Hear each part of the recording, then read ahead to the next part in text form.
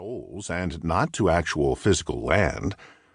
He pointed to potential dangers in their relationship, not to the quality of their wedding decor.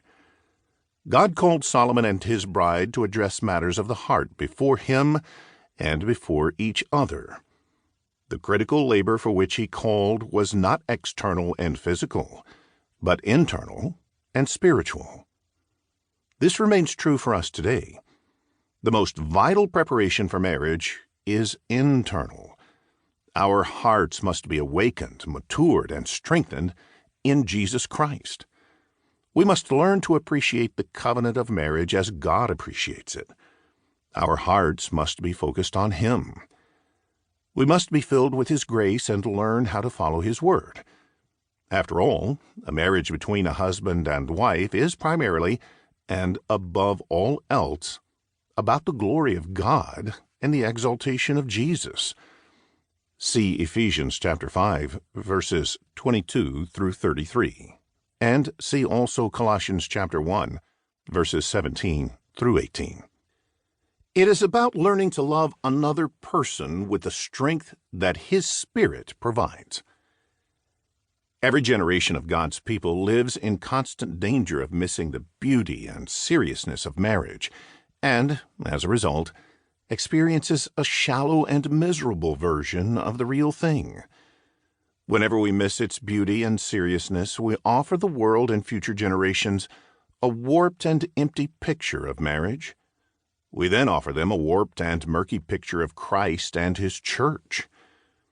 We all need ongoing supernatural help in order to notice, enjoy, and project the glory of God in marriage. The world surrounding every generation of God's people will supply its unique legion of foxes to bring destruction on the vineyard of biblical marriage. The Word of God offers constant and sure defenses. It offers constant streams of strength and courage to help us along the way. The words of Christ provide a beautiful reminder of what life and marriage are really about, for our sake and the sake of His precious name. And He answered and said, Have you not read that He who created them from the beginning made them male and female, and said, For this reason a man shall leave his father and mother, and be joined to his wife, and the two shall become one flesh? So they are no longer two, but one flesh. What therefore God has joined together, let no man separate. Matthew chapter 19, verses 4 through 6. What Jesus declared about marriage, so they are no longer two, but one flesh, what therefore God has joined together, let no man separate, Mark chapter 10, verses 8 through 9, was something very radical and profound to His hearers at that time. This message was not a new decree from God, because the Old Testament provides this picture of marriage multiple times and in multiple ways. See, for example, Deuteronomy chapter 24, verses 1 through 4, and Malachi chapter 2, verses 13 through 16. However, this truth was easily neglected. Jesus used strong words to explain an age-old reality. He explained that marriage has always belonged to God, and He was saying that marriage has always been a miracle. Jesus talked about marriage as a miraculous gift from God, a precious possession that deserves our careful attention and protection. The people of Jesus' day either forgot or failed to notice the splendor and seriousness of the gift.